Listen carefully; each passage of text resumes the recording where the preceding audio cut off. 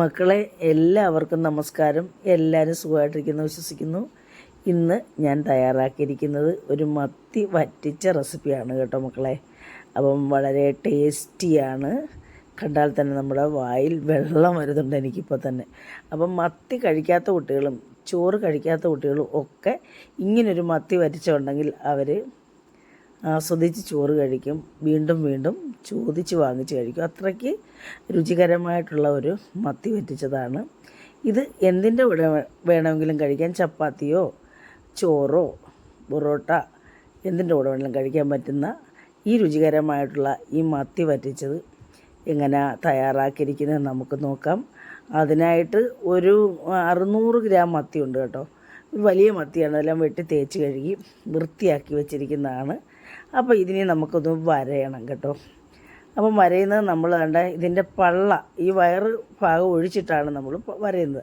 വയറിനോട് ചേർന്ന് വരഞ്ഞാൽ ഇത് അടർന്നടർന്ന് പോവും. കണ്ടില്ലേ, നല്ല ഇതുപോലെ ഇങ്ങനെ ഇങ്ങോട്ട് മാറ്റി നമ്മൾ വരഞ്ഞെടുക്കണം. ഇതേ രീതിയിൽ വയറ് മുട്ടുകയോ ചെയ്യരുത്, വയറിൻ്റെ ആ ഭാഗത്ത് അടർന്നു പോകും. കണ്ടില്ലേ, അങ്ങനെ ഇതേ രീതിയിൽ നമുക്ക് എല്ലാം ഒന്ന് കട്ട് ചെയ്തെടുത്തിട്ട് വീണ്ടും നമ്മൾ 1-2 പ്രാവശ്യം കഴുകും കേട്ടോ.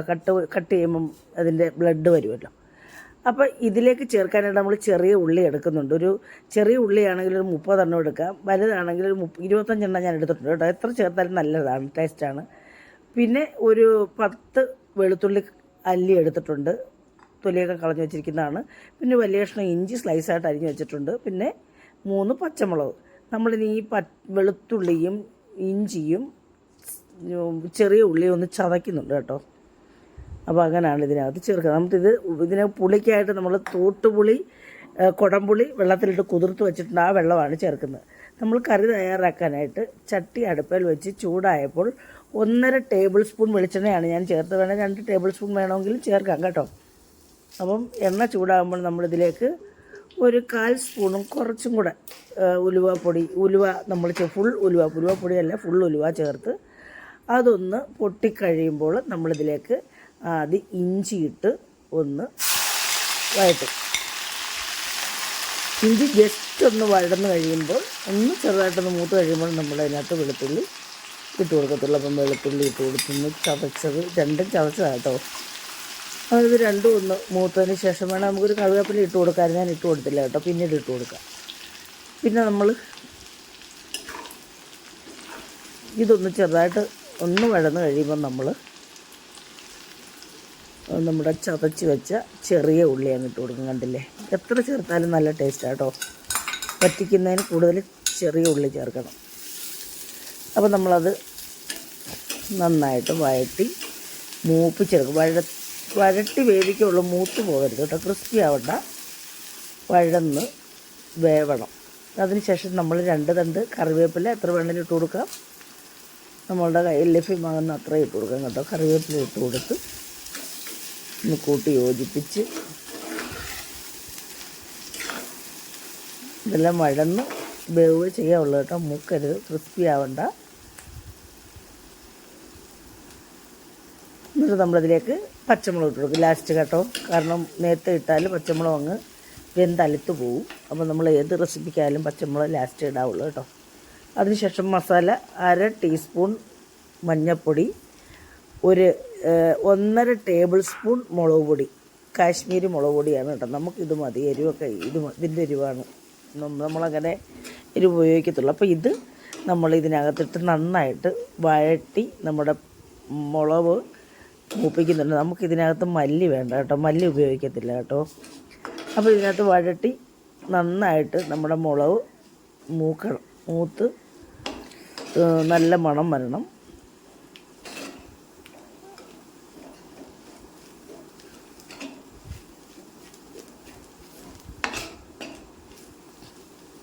കുറേ നേരം എടുത്ത് നമ്മളത് മൂപ്പിക്കണം. എന്നിട്ട് നമ്മളിതിലേക്ക് നമ്മൾ കുതിർത്ത് വെച്ചിരുന്ന നമ്മുടെ തോട്ടുപുളിയുടെ വെള്ളം ഒഴിച്ച് കൊടുക്കും. ഈ തോട്ടുപുളി ചേർക്കുന്ന ടേസ്റ്റ് കേട്ടോ. നമ്മളിവിടെയൊക്കെ തോട്ടുപുളിയാണ് മീനെല്ലാം ഉപയോഗിക്കാറ്, അതുകൊണ്ടാണ് ഈ പുളി തന്നെ നമ്മൾ ഉപയോഗിച്ചത്. പിഴുപുളി വേണമെങ്കിൽ ഉപയോഗിക്കാം. അപ്പോൾ നമ്മൾ ആവശ്യത്തിന് വെള്ളം ഒഴിച്ചു കൊടുത്ത്, ഞാൻ ഇച്ചിരി കൂടുതൽ വെള്ളമായിപ്പോയി കേട്ടോ, അതുകൊണ്ട് പറ്റി വരാൻ പാടായിരുന്നു.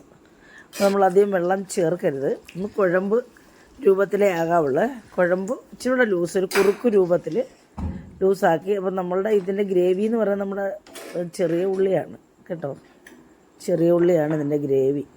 അപ്പം ആവശ്യത്തിന് നമ്മൾ ഉപ്പ് ഇട്ട് കൊടുത്ത്, ആവശ്യത്തിന് പുളിവെള്ളം, പുളി അനുസരിച്ച് നമുക്ക് പുളിവെള്ളം നന്നായിട്ട് ചേർക്കണം കേട്ടോ.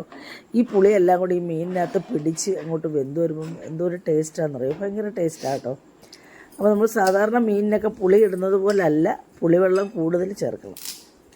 അപ്പം വളംപുളി ആയാലും നമ്മൾ ചേർത്താൽ നല്ലതാണ്, പക്ഷെ നമ്മൾ അങ്ങനെ ചേർക്കാറില്ല. അപ്പോൾ നമ്മുടെ മസാലയൊക്കെ തിളച്ച് വന്നു കഴിഞ്ഞപ്പോൾ നമ്മൾ ആ മത്തിയെല്ലാം അങ്ങ് താഴ്ത്തി ഇട്ട് കൊടുക്കുക കേട്ടോ. മസാലയ്ക്കകത്ത് നമ്മുടെ ആ ഗ്രേവിക്കകത്തൊക്കെ മുങ്ങിക്കിടക്കണം മീൻ. എന്നിട്ട് നമ്മൾ തവി കൊണ്ടൊന്ന് ഇളക്കി നമ്മുടെ ഗ്രേവിയെല്ലാം മുകളിലാക്കി സ്പ്രെഡ് ചെയ്ത് എല്ലാം കൂടെ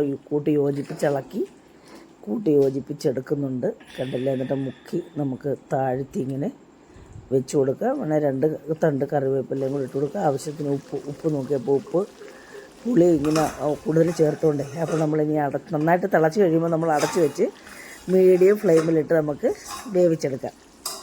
കണ്ടില്ലേ, വെന്ത് അതിൻ്റെ എണ്ണയെല്ലാം തെളിഞ്ഞ് വന്നിട്ടുണ്ടാവും. ആ സമയത്ത് നമ്മളാണ് ഇങ്ങനെ ഒന്ന് ചുറ്റിച്ച് കൊടുക്കണം കേട്ടോ. നമ്മൾ ഇടയ്ക്കിടയ്ക്ക് ചുറ്റിച്ച് കൊടുക്കണം, അല്ലെങ്കിൽ അടിക്ക് പിടിക്കും കേട്ടോ. എന്നിട്ട് നമ്മൾ ഒരു നൈസായിട്ടുള്ളൊരു സ്പൂണ് വെച്ച് നമുക്ക് അടിക്ക് കൂട്ടി ഒന്ന് ഇളക്കി കൊടുക്കാണ്ട് ഇതേ രീതിയിൽ അടിക്ക് പിടിക്കാതിരിക്കാൻ നമ്മുടെ കുത്തി ഇളക്കരുത് കേട്ടോ. കുത്തി ഇളക്കിയാൽ നമ്മുടെ മീൻ പൊടിഞ്ഞു പോകും. കുത്തി ഇളക്കാതെ തന്നെ ഇങ്ങനെ അടിക്കൂടെ കൂട്ടിച്ചേർത്ത് ഒന്ന് ഇളക്കിയിട്ട് വീണ്ടും നമ്മളിങ്ങനെ പലതവണ ചുറ്റിച്ച് കൊടുത്ത് കേട്ടോ, പലതവണ അടച്ചു വെച്ച് തുറന്നു വെച്ചു. ഇത് ഇച്ചിരി വെള്ളം കൂടിപ്പോയായിരുന്നു, ഞാൻ പറഞ്ഞല്ലോ. അതപ്പോൾ ഇത് അനുസരിച്ച് വേണം നമ്മൾ കുഴമ്പ് രൂപത്തിലെ വെള്ളം ചേർക്കണം. പുളി ഇച്ചിരി കൂടുതലും ഒഴിച്ചു, പക്ഷേ എങ്കിലും നല്ല ടേസ്റ്റാണ്. പുളിയുടെ ആ ടേസ്റ്റൊക്കെ നല്ല ടേസ്റ്റാണ്. എൻ്റെ വായിക്കൂടെ വെള്ളം വരും പറയുമ്പോൾ തന്നെ. അങ്ങനെ നമ്മുടെ കറിയെല്ലാം ഇവിടെ സെറ്റായി പറ്റിയൊക്കെ വരുന്നുണ്ട് കേട്ടോ. നന്നായിട്ട് കുറുകി, ഇനി കുറച്ചും കൂടെ കുറുകി പറ്റാനുണ്ട് കണ്ടില്ലേ. അപ്പോൾ നമ്മുടെ കറിയുടെ പാകമായി. വളരെ ടേസ്റ്റിയാണ്, നല്ല മണവും വരുന്നുണ്ട് കേട്ടോ. അപ്പോൾ ഇങ്ങനെയൊരു കറി ഉണ്ടെങ്കിൽ ചോറ് കഴിക്കാത്തതും കഴിക്കത്തില്ല കണ്ടില്ലേ. എല്ലാവർക്കും ഇഷ്ടപ്പെട്ടിട്ടുണ്ടെങ്കിൽ മക്കളെ എല്ലാവരും ഒന്ന് ട്രൈ ചെയ്ത് ഇതുപോലൊന്ന് ചെയ്യണം കേട്ടോ. ചെയ്ത് നോക്കി അഭിപ്രായങ്ങളൊക്കെ പറയണം. അതുപോലെ തന്നെ എല്ലാവർക്കും ഇഷ്ടപ്പെട്ടെങ്കിൽ മക്കളെ പഴയതുപോലെ അമ്മയെ സപ്പോർട്ട് ചെയ്യുക, ഹൈപ്പൂടൊന്ന് ചെയ്യുക, ഓളെന്ന ബട്ടണിലൊന്ന് ക്ലിക്ക് ചെയ്യണേ. എന്നാലേ അമ്മ ഇടുന്ന വീഡിയോസിൻ്റെയൊക്കെ നോട്ടിഫിക്കേഷൻ കിട്ടുകയുള്ളൂ. അപ്പോൾ അടുത്ത ഒരു നല്ല വീഡിയോ ആയിട്ട് വരുന്നവരെയും മക്കളെ എല്ലാവർക്കും എൻ്റെ നന്ദി, നമസ്കാരം മക്കളെ.